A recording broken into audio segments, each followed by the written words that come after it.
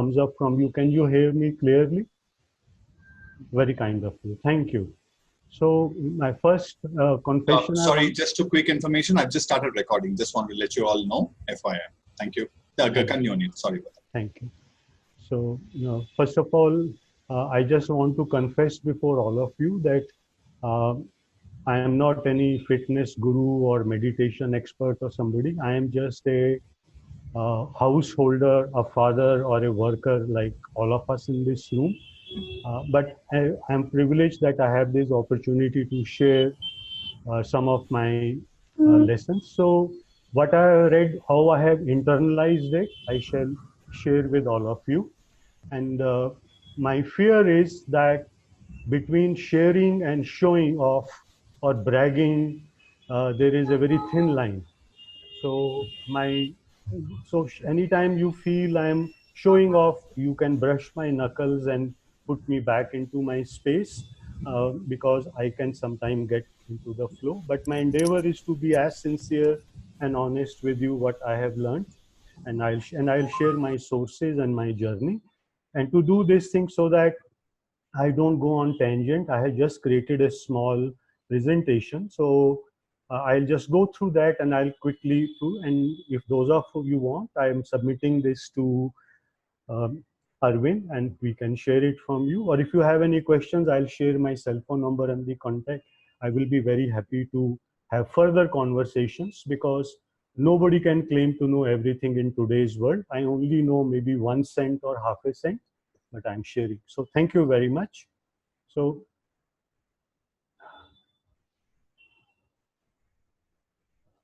I'm just going out to my screen share mode and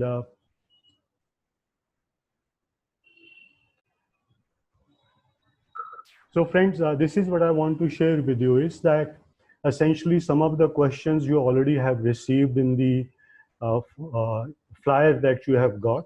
So what is exercise, what has changed, what we can do, and how it is relevant to us personally, as well as in the important work that we do when we enter into a coach's world, how it can help us. That is my endeavor to share with you.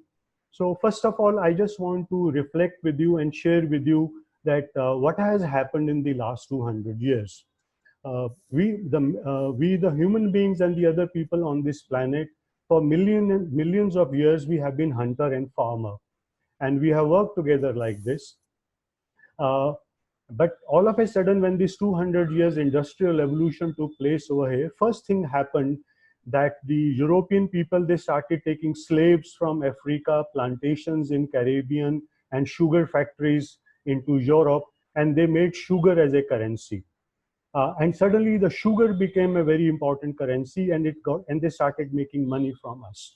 You'll be surprised to know when Alexander came to India 1,000 years ago or so, all he took back from India was some gunny bags of jaggery, because sugar was the privilege of the rich and the kings. But later on it got sold to make money. And where 200 years ago we were just eating 6 pounds of sugar in a year, today we are eating 65 to 80 pounds of sugar every year.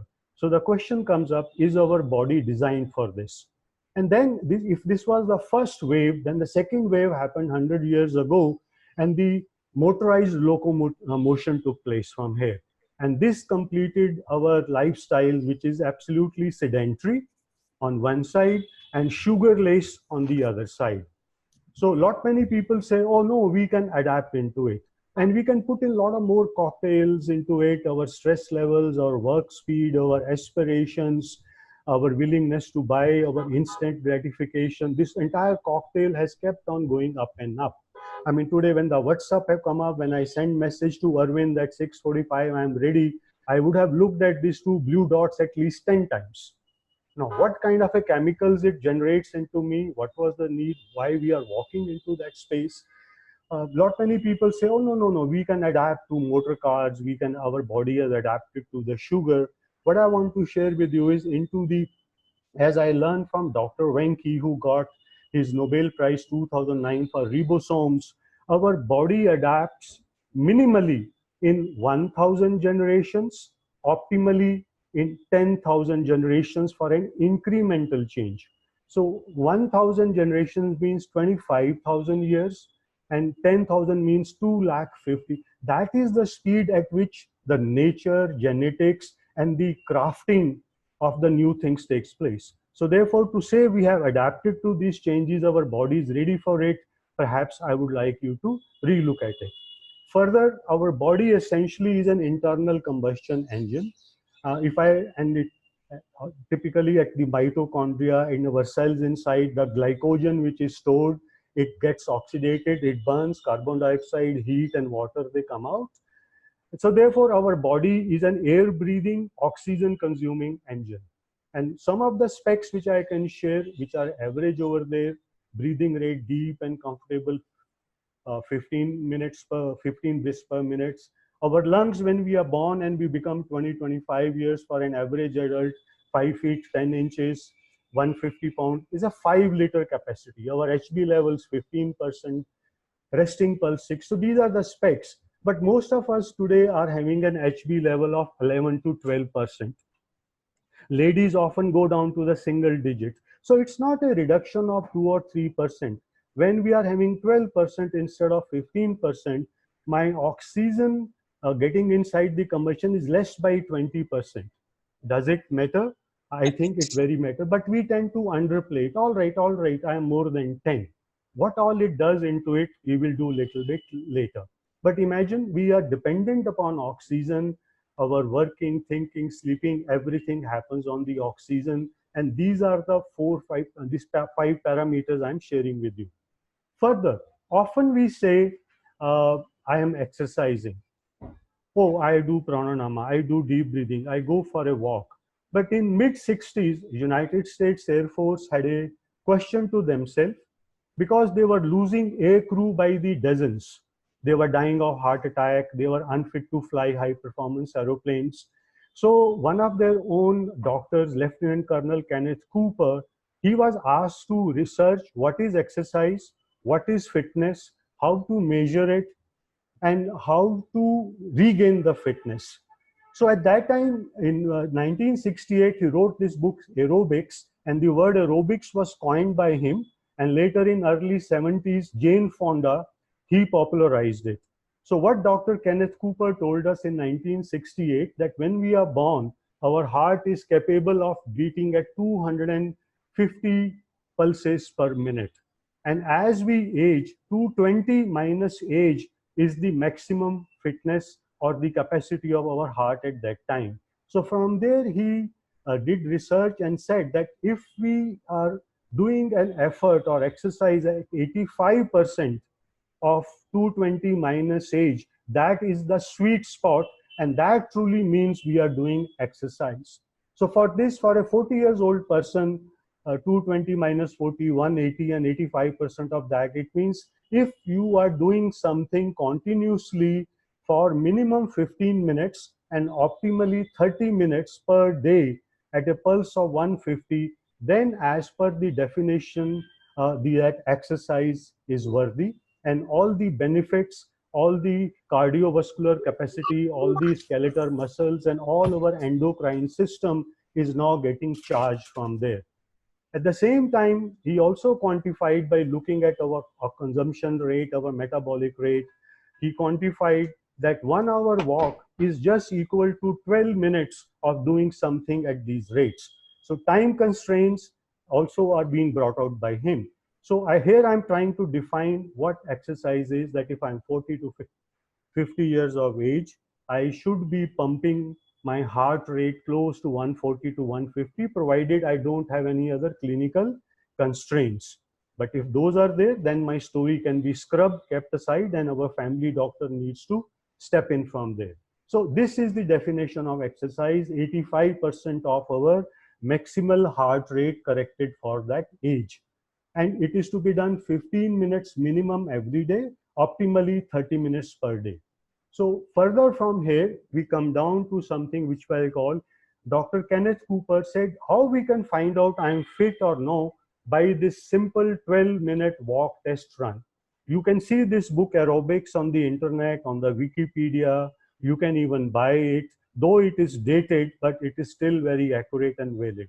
So what he simply told us, walk or run or jog for 12 minutes and see how much of distance you have covered. So for if somebody who's 40, if you are close to 1.8, 1.92 kilometers, then you are doing fine. If you are less, then you need to take care of you. And in this program, he also defined us where you can start building up your cardiovascular aerobic capacity so that in 12 minutes, you can crack at least 2 kilometer distance, which essentially works out to a pace of 10 kilometers per hour. So this in very simple way tells us to measure our fitness level and then create our own plan and urgency to go towards this passage from overhead. So now the other often question comes up, yoga, pranayam, meditation, are they enough for today's lifestyle? My question when I look at it from here is this, that 500 years ago, 1000 years ago, because yoga is an ancient Indian technique. That time we were living very, very tough life. We were physical, we were pretty audacious, arduous. So yoga complemented our lifestyle. But in today's sedentary lifestyle, where most of the time we are sitting in car, in elevator, at our desk over there, in front of this monitor for 10 to 12 hours, my gut feeling is it is not enough. But it's beautifully, if we are doing aerobics, if we are working at 85% of our heart rate or even at 75% of heart rate, we do it for 30, 40 minutes, and then we add yoga, pranayama, meditation, they will act like a force multiplier with each other. And some of the yoga asanas, when we do some of the rapid breathing exercises, clinically speaking, they fall into the regime of hyperventilation. And I will urge you to read more about hyperventilation, because when we expel out carbon dioxide from our lungs, there are downsides that I leave it to you to find it out for yourself. So exercise, should it be an add-on or embedded habit? What I do is an embedded habit. Besides running on the evening, morning, or on the weekends, I deny myself lifts. If I'm going to TCS house at Nariman Point on the 12th floor, I will not take the lift. I will go by the stairs. I'll go to the washroom, I'll walk up and little bit of sweat. If I'm going to the metros and airports, I will never take the motorized passage. If I have a bag, I will never use the wheelers. I'll pick it up and I'll make it as a weight. I'll walk with it. I won't car when I can cycle it. So I am trying to embed this as a repetitive activity so that I am earning. It's like scoring singles. So scoring singles also is very, very important, and it works very much. So often when I know I'm going in for a huddle room, I'm going in for a conference call, and I know there is going to be some fireworks in the conference call, I leave my desk, I will climb 14, 15 floors in a commercial building, which are 14 to 15 feet tall at each. I will climb them 2 times. I will pump up oxygen inside me. It changes my mindset. I walk inside that room with a very different optimism and confidence. And even if the call went a little bit awkward or something, I will again do that. So this I have been doing and I want to share with you, and it has helped me. The denial becomes a delight after some time. This pain point after some time become a pleasure points. So what will oxygen do for me when I am pumping, I'm breathing in my lungs, I'm expanding them to 5 liters, I'm going for my Vmax, I am loading myself with this oxygen for 30 minutes, 40 minutes. On the weekends when I run for 1 hour, what happens to me? I'm just trying to share that with you, what's happening there. In our body, these happiness hormones, they start getting released either from our brains or from our cells as a neurotransmitters. And this is a fact. These are not guesswork. Endorphins, these are like morphine, these are opiates, they are opium based, and they are addictive like opium. You're running and you start getting endorphin. Actually, I'm getting into opium addiction. And it may look like a paradox. I'm getting into high, and that missing endorphin tells me, Anil, put on your shoe. Very well, you have not run for 2 days. What the hell is happening to you? I need those endorphins. They are created as painkillers by the nature, and as a byproduct, they are mood elevators. And once we do an aerobic exercise for 15, 20 minutes, they start cutting in. 30 minutes is the sweet spot. You can't buy them, we can only earn them. Serotonin is the next one. Sunshine, getting up early in the sleeping early, getting adequate sleep, exercises, positive thoughts, serotonin starts getting pumped up into our body. It's a natural antidepressant. Dopamine. Dopamine is a rich man's reward chemical. When we buy expensive gadgets, we go on travel, we buy gadgets, we buy expensive cars, the body releases this pleasure hormones from there. When we eat food like sugars, ice creams, the dopamines, and dopamines also make us addictive. So this is a kind of a dopamine which is expensive, rich people, but we have got other option. Other one is oxytocin. Sorry men, we are left out by the nature. Whenever you see a woman who conceives in her first trimester, second trimester, don't we see a glow on her face? Don't we see her beaming all over the place? She's bursting with energy, pride, empathy, because the oxytocins have come in up over there and they are changing the mindset. And another source of oxytocin is the Jadoo Ki Jaffi of Munna Bhai of MBBS. Whenever we hug people, so therefore our Indian culture of blessing people, putting their hand, hugging them, this also is a latent and a smaller source of oxytocins into us. So what are these? These are essentially either endocrine hormones which directly go inside our bloodstream and they create a neuromuscular reaction into us, a sense of well-being, optimism, confidence, positivity, making us restive. Or on the other hand, or other ones are the transmitters and the receptor. Through our cells, they start sending this dominoes effect from there. As early as in 70s, as a teenager, I used to know this Tofranil made by Geigy.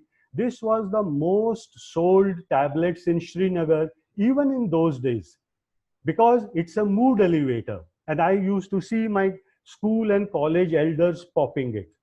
Today it is Prozac. So it is not that people were not popping these happiness pills or the stress factors were not there, except that things have changed.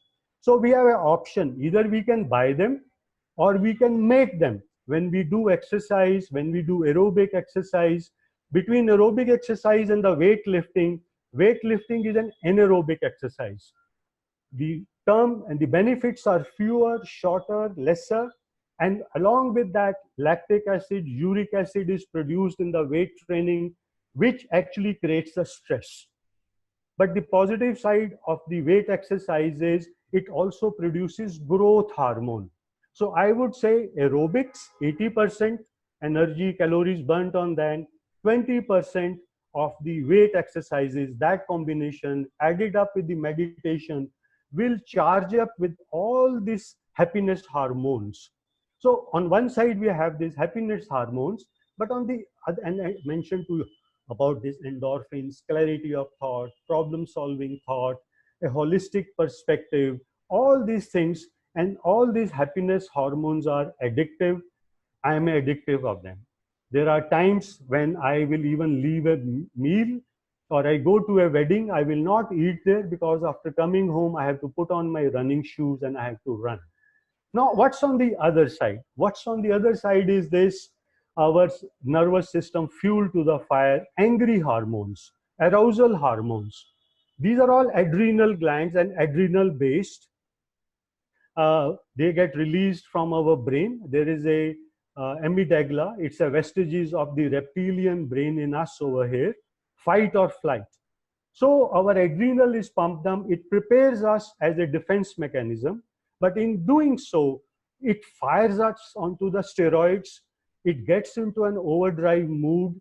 Our emotions, they get angered. We lose the vision. We become very narrow. So this constantly is happening from there. And the best antidote for them, if I have been aroused, if I have been angered, how long I need to come back to my receptive, thoughtful mood? That is the question I am tossing up to all of you.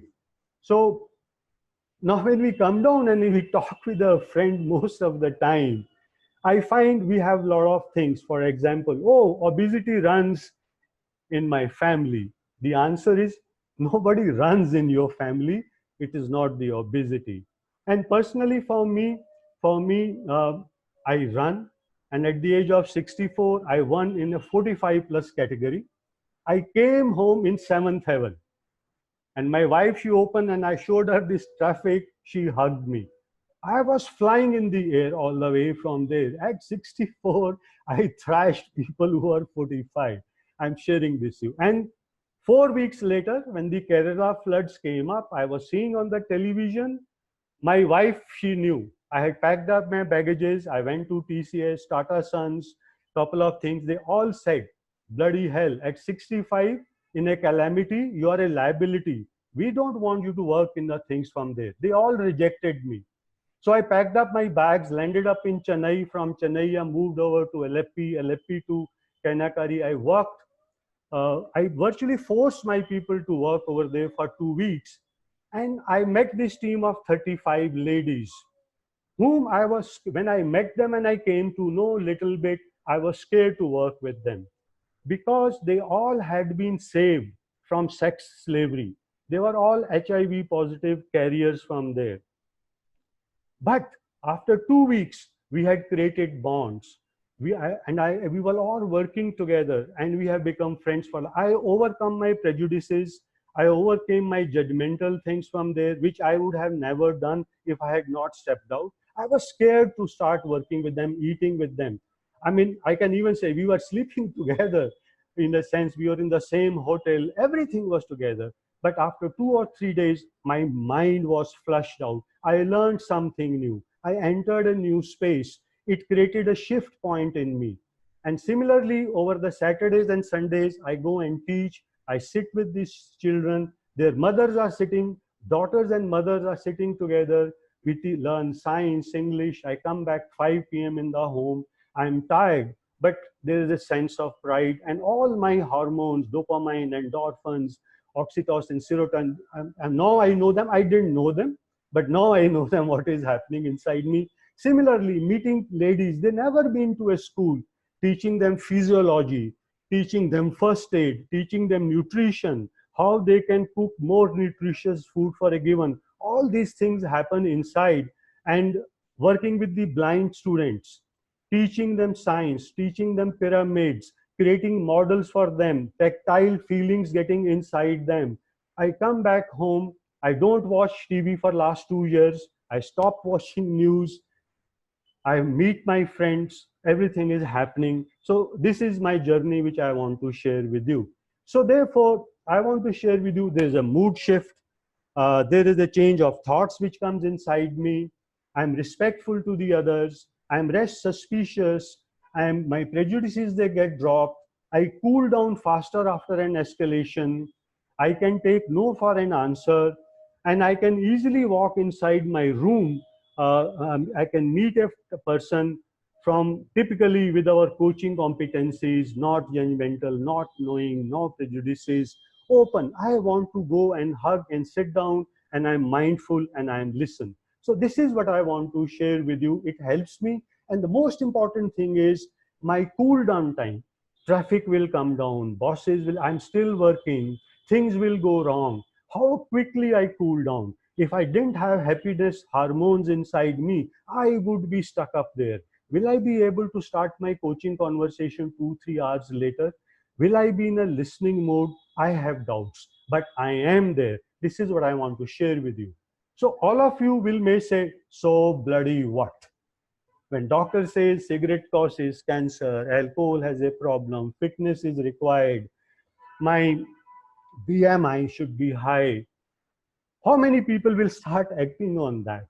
So I want to urge you, find your own immunity to change, your ambivalence. What is your contradiction? You want to do something, but something doesn't allow you to do. I request, if you are not doing spending time or exercise, then the hospital time is accumulating. It will come and explode like a bomb one day. Nature's law of averages is at play. We can't escape law of averages. It is going to happen. I want to share with you. Most of the time I hear, no, I have to work. My parents are there. My daughter is there. I'm working. We become martyrs. No, We need to be selfish, because if I am not strong enough, martyr is not an option which I want to urge very candidly to you there. And if you are in 30s, 40s, I want you to visualize 60s. And if you are already approaching 60s, I want you to visualize your 70s. What are we there for? My learning is coaching is a chemistry, it is not physics. It is done by, it is a total different ball game. And if the chairman of Tata can find time to run marathons, we too can. So I want you to leverage oxygen. I want you to leverage the happiness hormones. I want you to try out the antidote to the angry hormones. I want you to have experience how quickly we can cool down so that we are receptive. And in the end of it, create your own script. Go for it. What stops you? You've been asking these questions to others. Please ask yourself.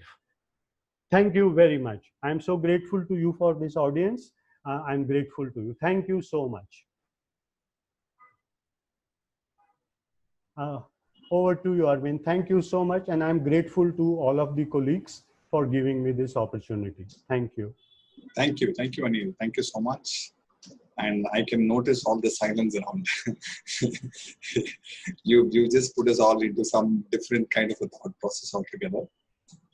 Anyway, very so much to share, learn from you. I had the best opportunity of spending time with you separately and have a lot of conversations around this. So I'm leaving it to the audience right now. Any thoughts, any questions? Please feel free to.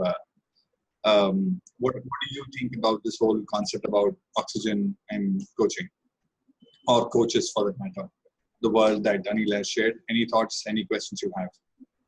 You can ask Anil right away.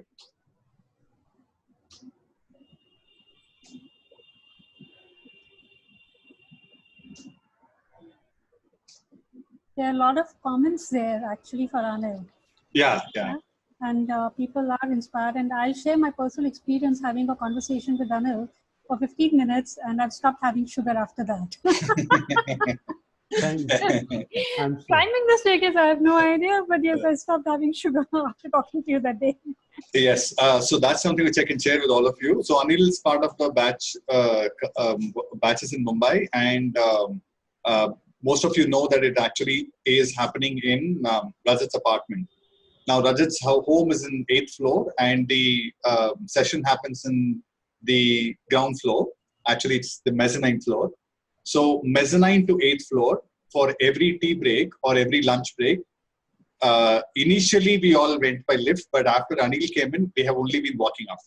And it's at least 5 of us who started walking along with him, going up for chai, coming down, and then going up again, for lunch, coming back, and then going again during the next chai break. So this is something that was and he never told anybody. He just started walking. People started following. That was the best part. So that was like very, very interesting. So thanks. So a lot of comments, Anil, for you. Fantastic, amazing, Anil, awesome, loud claps. So inspiring, absolutely inspiring. Thanks for sharing, Anil. Thank you for this wonderful talk. We'll definitely release the happiness hormones. There's somebody sharing, that's Rupa sharing that. Absolutely amazing, Anil. Thanks for inspiring us to climb 8 floors every time our sessions. Yes, that's Neha. She was part of the batch. She shared that. I'm inspired to take up running. Go for it. The stairs. Anil, you should be our Pied Piper, making us all run with you. That's Shailendra saying that. Climbing stairs is a good option. Thank you for a fabulous presentation and inspiring spirit, says Vikash. Right? Thanks, Anil. Yes. Hi, Arvind. Hi, Anil. Fantastic session. And I was there on Saturday. Unfortunately, I could not meet up with you. But now I understand why everybody was rushing up the stairs. Fantastic. Really inspiring. Thank you. Thank you. So anything regarding this piece? Any other questions, guys? Any thoughts that you want to? Sandhya, you have something? I see you raising your hand. Oh yeah, so she just messaged something. Thanks, Anil, loved it. My sound is bad, but could you tell us a bit about hyperoxygenation? My mother is a doctor and she first told me about it and delirium. Okay. Sandhya, I'll explain what I have, and I learned few of these things because in our flying business, two things are taught to us again and again. That is human physiology and human psychology. So that once you are inside that cockpit, so the topic Sandhya, which is taught and which I have learned, is called hyperventilation. So hyperventilation gets what is happening when we are doing it. And I had cautioned earlier when I was talking about, remember slide 2 or 3, when I said when we do pranayama, hyperventilation, we have to be careful of it. You see, our breathing exercise is why we breathe in, because inside our lungs there is a carbon dioxide sensor. So it is that carbon dioxide sensor makes our diaphragm go down. It's a vasomotor. Vasomotor means it works regardless. Even if I am unconscious, my breathing will go on. It's a vasomotor reflex. So once we get into hyperventilation and hyperoxygenate, and we flush out all the carbon dioxide out of our lungs, because some of the people do the yogic exercises and thereafter they mostly fall down and they feel dizzy. And some people say, Anil, I feel so relaxed that ants are crawling on me. Actually, what has happened, our breathing system has collapsed. And in my flying business, we were told, because when we are doing combat, like when Wing Commander Abhinandan was fighting that war, in that stress, pilot gets into that hyperventilation. And his entire breathing can collapse and he can black out. So to answer your question is this: when we go in for hyperventilation, hyperoxygenation, what will happen? We will stop breathing and we will pass out. Okay. So therefore, deep breathing, when we do alom, vilom, wonderful to do. But when we do our gut dab like this, I have my reservations, because I've been learned again and again, hyperventilation will make my breathing system collapse and I will black out. So that's what I hope, Sandhya, I'm able to answer your query. Yes, it's exactly what I remember now that my mother said. So I think I had gone to try a faith-based system where they were doing this, and I didn't do that part. A lot of young people just pass out and they're like, "Oh, God is entering you now," and that's when my mom told me about this. And I'll just take one line more to add. For me, best pranayam is running and swimming. Oh, I second that. And sometime I even chant hymns on my step, 1 2 3 4, 1 2 3 4. And one thing I will emphasize, sorry, I'm now getting carried over. I never carry any headphones when I am exercising. I don't want to listen to Bob Dylan or Elton John or Beatles. I want to listen to myself, because my body that time is talking to me. So my thoughts are coming, my conflicts are coming, my fights.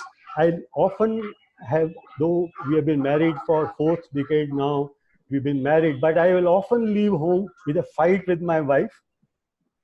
And after 1 hour, when I come back at the gate, I fold my hand, I say, Maafi de do. Because the whole brain has been washed off. And you feel stupid. What positions you are taking. Tum kahan phase hue the paglon ki tarah. So you get unhooked. So last thing I want to say, that wherever you are, you start with the minimal and slowly maybe start exercising at 120, 130. These days you get polar heart rate monitor, start with it. But that word, no pain, no gain, there is a lot of sense in it to it.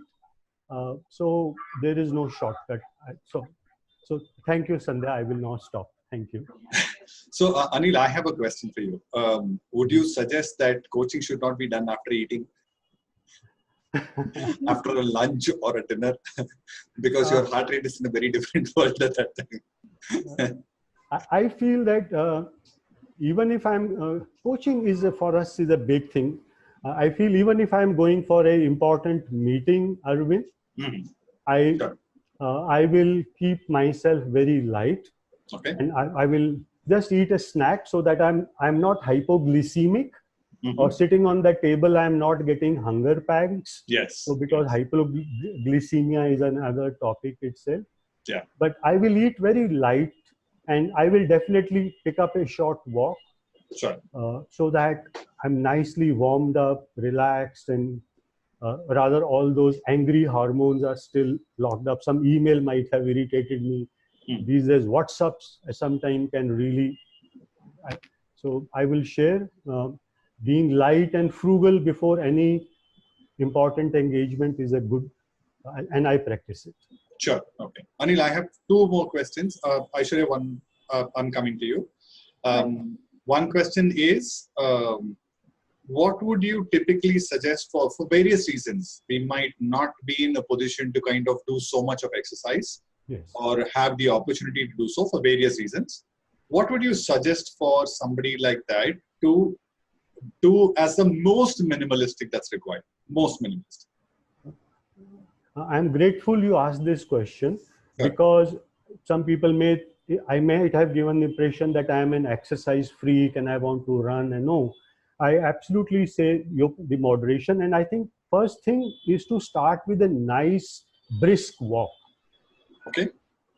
And after the nice brisk walk is thinking that you take few steps, and when you go out of breath, you start walking.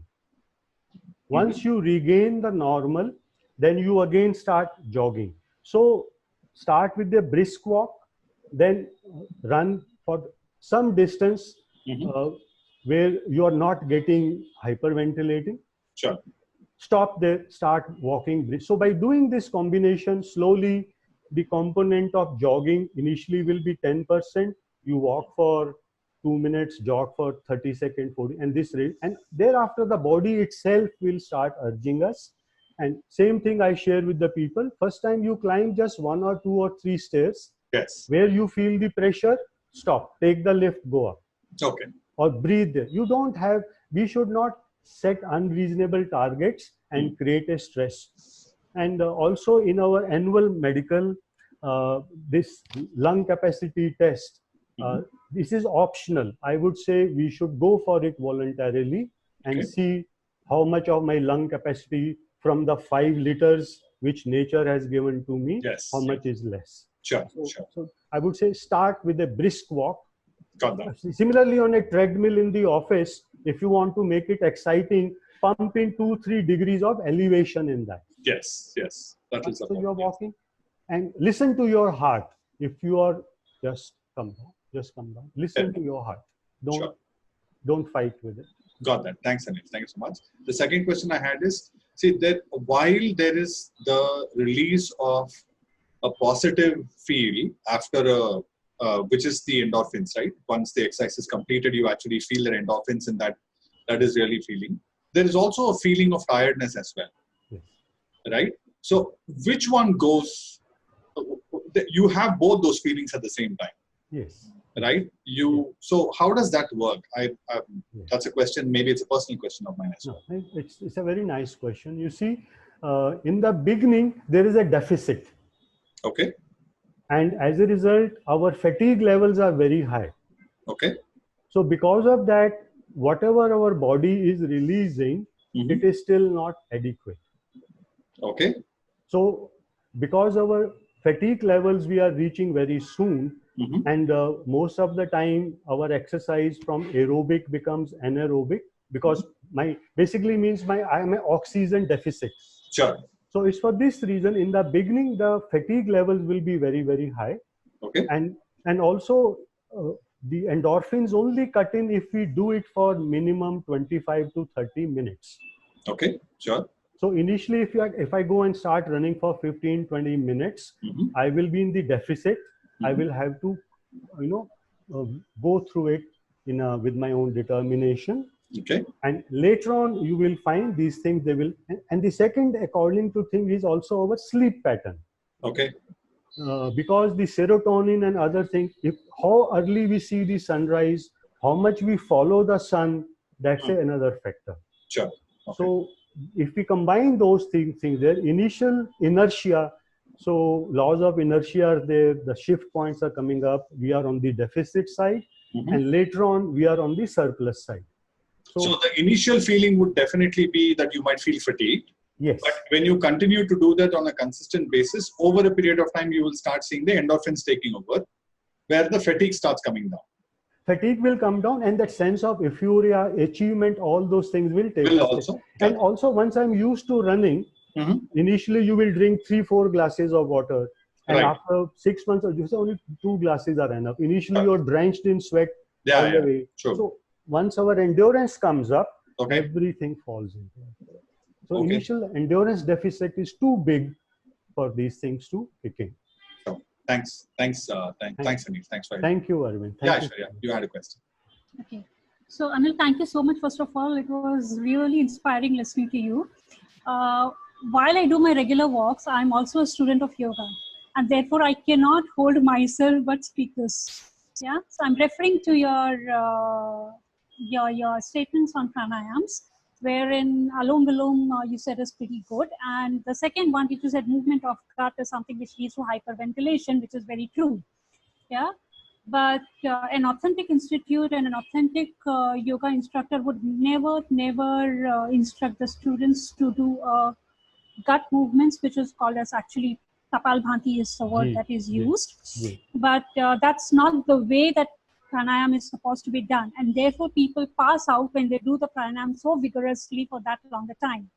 Because Kapalbhati as a pranayam is a very beneficial pranayam, should not be done for a very long time, just 10 to 12, and it's beyond the scope of this webinar to talk about Kapalbhati, but it's a very beneficial pranayam which done effectively has a lot of benefits. So it's like, it depends upon the technique, the way it is done. So it can't negate it completely, but it is a very beneficial pranayam, but should be done correctly, is what I wanted to add up there. Thank you so much for bringing me back to the track, and thank you very much. I absolutely agree, you've done nicely.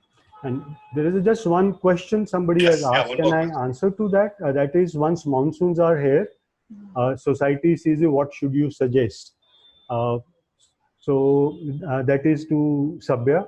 My suggestion is very simple. The stair climbing, if you are living in a multi-story building, the stair climbing, it is safe, it is away from the dust, it is away from the slippery thing there. So you go right on to the top, take the elevator, come down. So to me, that's the most tenable and sustainable thing, because whether it's raining or no, whether it is 10 o'clock in the night, whether I come late from office, and in my Hiranandani where I stay in a 7-story building, but I have made friends who live in 30 stories.